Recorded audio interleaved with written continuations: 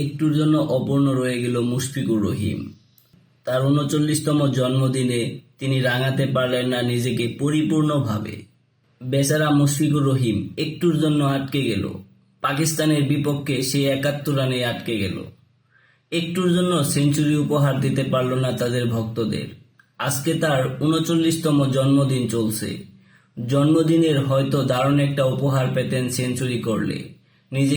তবে মুশফিকুর রহিম বাংলাদেশের বর্তমানে ব্যাটিং স্তম্ভের অন্যতম ভরসার নাম। বর্তমানে টেস্ট ক্রিকেটই চালিয়ে যাচ্ছেন তিনি। ওয়ানডে এবং টি-20 থেকে অবসর নিয়েছেন। বাংলাদেশকে ভালো কিছু দিয়ে যাচ্ছেন এখনো তিনি। একমাত্র ক্রিকেটার যে কিনা বাংলাদেশের হয়ে ১০০+ টেস্ট ম্যাচ খেলেছেন। তার ঝুলিতে রয়েছে এখনো ১৩টি সেঞ্চুরি।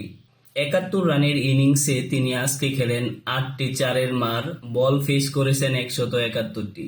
Pure test cricketer. তার শেষ জীবনে তিনি খেলাটা উপভোগ করছেন শুধু।